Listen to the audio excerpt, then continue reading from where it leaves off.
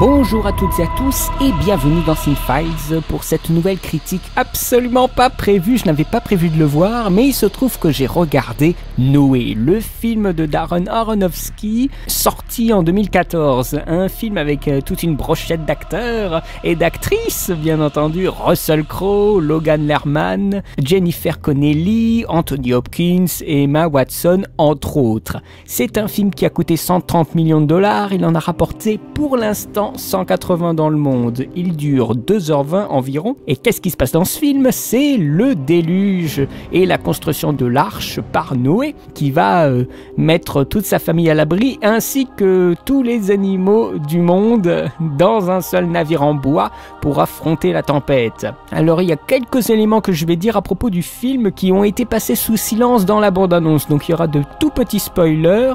En même temps, l'histoire, tout le monde la connaît normalement. C'était un projet qui datait de 2007, mais Aronofsky y avait déjà pensé en 1998. Il avait fait un livre illustré et il a eu le temps avec ce livre de peaufiner son script. Alors c'est une odyssée biblique, mais je trouve que cette odyssée, elle a fait un peu naufrage. En fait, je crois que je m'attendais à quelque chose d'autre, à quelque chose de peut-être plus cataclysmique, bien que les bandes annonces nous montrent, attention, ça va être film catastrophe et tout ça, mais c'est pas si film catastrophe que ça. Pas autant que je l'aurais souhaité en fait, c'est plus un drame intimiste sur fond de cataclysme. Par contre le film se permet quand même des choses assez classiques pour le coup. Il commence par un truc mais de presque de l'ordre du cliché avec le père et son fils et le père il meurt, enfin ça vous le verrez dès les 5 premières minutes du film. J'ai eu un peu peur, surtout que c'est une référence directe à Conan le barbare dans le sens où c'est un film sur la transmission orale d'un récit et c'est aussi un film avec des décors qui sont très impressionnants comme dans Conan le barbare. À mon sens, il a un peu pris sa revanche en quelque sorte avec The Fountain qui était un échec à son époque. Je crois que le film date de 2006 ou 2005, The Fountain. Il n'avait pas du tout marché. On souhaite en fait qu'il se démarque des blockbusters conventionnels. Le cinéaste réutilise intelligemment les codes des films heroic fantasy pour présenter deux personnages, donc le gentil et le méchant, qui ne sont pas tout à fait tout noir ou tout blanc. On en viendrait presque à se rallier au discours du méchant du film, un discours qui est énoncé devant ses troupes pour les galvaniser, comme le ferait un héros classique. Et bien ici, c'est le méchant qui a ce discours-là. Ça, c'est aussi très intéressant. Une réappropriation des codes, en plus d'être un film de référence, avec une évocation, par exemple, de l'enfer de Dante, des géants de pierre, de l'histoire sans fin, une histoire de golem, je vous en parle un peu après, mais aussi des références picturales avec le radeau de la Méduse, un tableau de Jéricho où les survivants sont sur un pic et on entend leurs cris à partir du bateau, c'est assez effrayant. Et quand je parle justement de survivants qui sont sur un pic pendant le déluge justement, à la moitié du récit, le déluge commence. Ça veut dire qu'avant, il n'y avait pas de déluge. Avant, on construit l'arche, on place le contexte. Pendant plus d'une heure de film, c'est quand même important. Je veux dire, il y a un véritable parti pris, je pense, d'avoir fait une étape et ensuite l'autre. Je ne me rappelle plus ce qui est dit dans la Bible à propos du voyage même, c'est-à-dire au moment où ils sont à l'intérieur de l'arche pendant la traversée en mer. Mais ce film troque toute la dimension épique pour un huis clos dans la seconde partie. Un changement total puisque Noé, du statut de protagoniste, devient l'antagoniste. Je vous dis pas pourquoi, mais c'est assez fort de vouloir faire passer une idée pareille. Mais justement, ça permet aussi un peu à Russell Crowe de sortir de son rôle gladiatoresque, parce qu'il faut dire quand même qu'il a un rôle un peu comme dans Gladiator dans ce film-là. Il faudrait qu'il change un petit peu, mais ça n'empêche pas qu'il a du charisme et qu'il joue très très bien, mais d'une façon très classique. Et Jennifer Connelly est aussi très classique dans le rôle d'une femme très aimante et qui veut que son mari s'en sorte et que toute la famille soit au mieux. Et on a aussi les autres acteurs, Emma Watson qui va devoir repeupler la terre à elle toute seule. Eh bien, je lui souhaite bonne chance et à son mari aussi.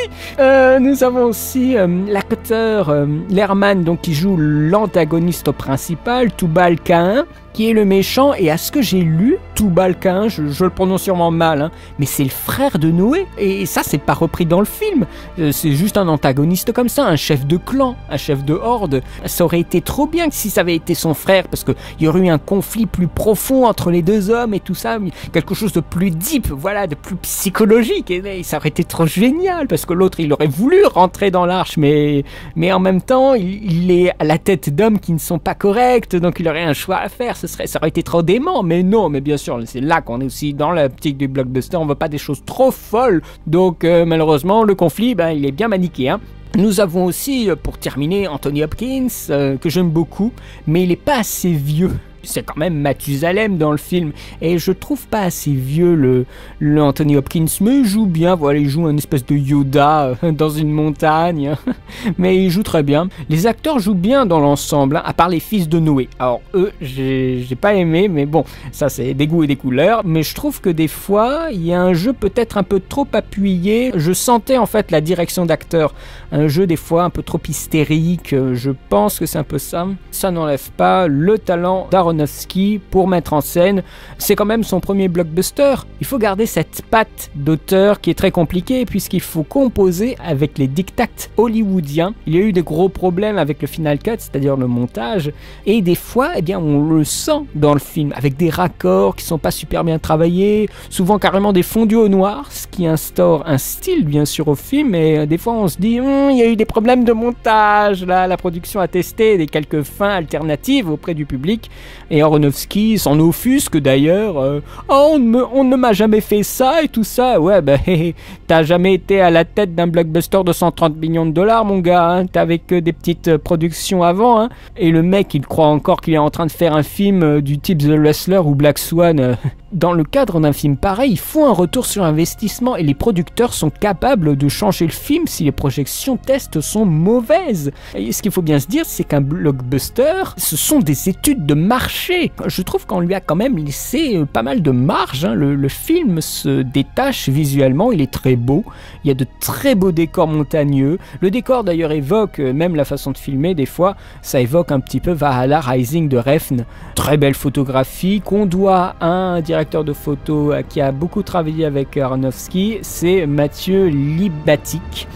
Il y a un gros décor, bien sûr l'arche construite, mais ils ont vraiment construit l'arche, hein. Mais en vrai, ça je crois que c'est ce qui a coûté le plus cher. Il y a un moment ils ont dû le déplacer à cause de l'ouragan Sandy, je crois, donc déplacer le bateau, alors, ou déplacer la construction, enfin un truc gigantesque. Alors, imaginez les contraintes techniques et le budget qui grossit, mais on doit être avec ce réalisateur techniquement exigeant. Surtout que Aronofsky nous a habitués à des choses très très fortes.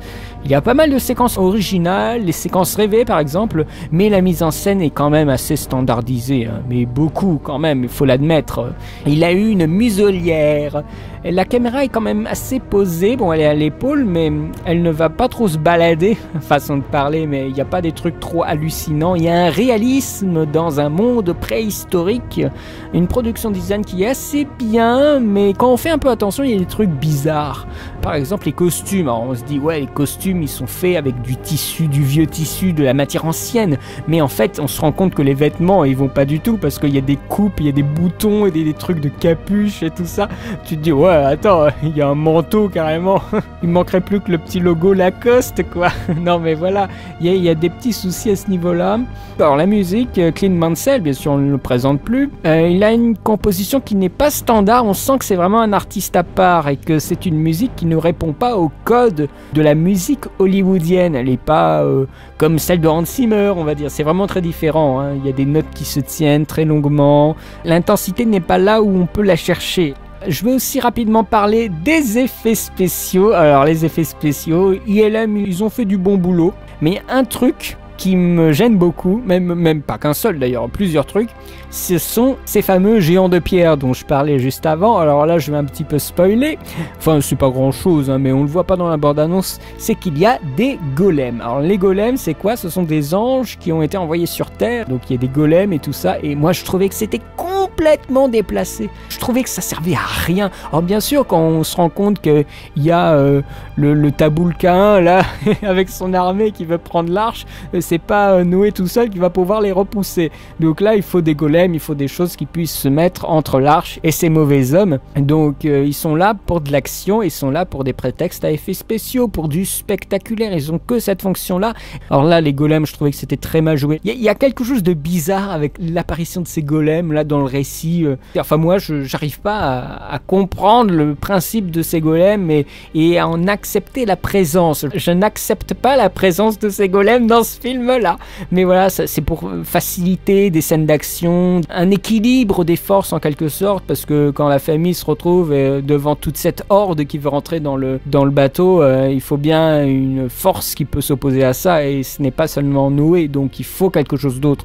Au-delà de ça, le déluge est très impressionnant. Alors, ils ont fait de l'eau à tire-larigot.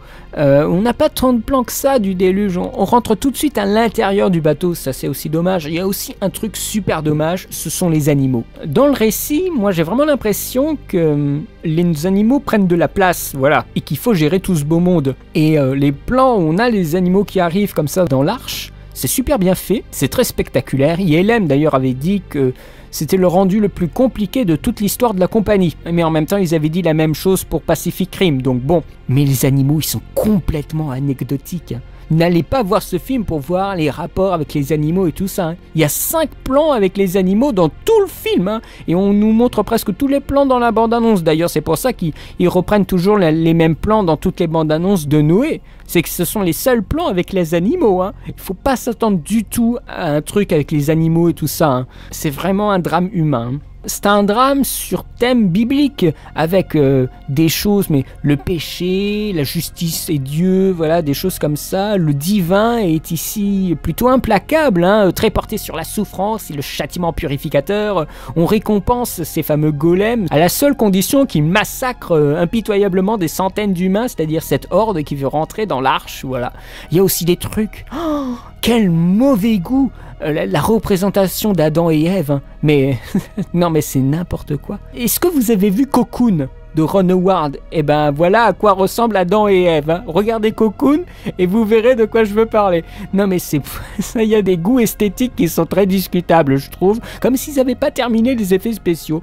Et on te rajoute aussi des conceptions de l'évolution des créations darwiniennes, donc avec les mélanges bibliques. Alors ça fait un de ces mélanges, un mélange je trouve douteux, mais un truc de malade. Dieu n'est jamais représenté dans le film. Ça c'est cool, il est représenté à travers des signes, à travers les éléments. Un récit qui se veut d'ailleurs universel et qui ne mentionne donc jamais Dieu, appelé ici le Créateur. C'est un film profondément écologique.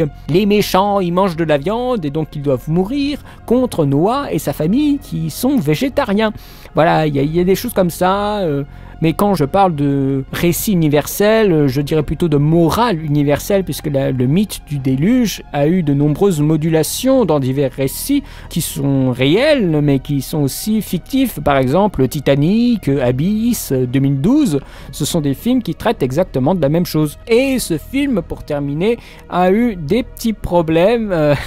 Il a été banni dans les pays arabes, par exemple, parce qu'il y avait la représentation de telle ou telle personne dans leur religion. Alors ouais, excusez-moi, mais moi je pense toujours à Anthony Hopkins dans le film Thor qui dit « Je te bannis !» Je pense tout à fait à ça avec ces organisations. Ah, c'est pas fidèle, mais c'est une interprétation créative du mythe du déluge. Je pense qu'il faut vraiment le voir comme ça, en plus d'être une inquiétude religieuse.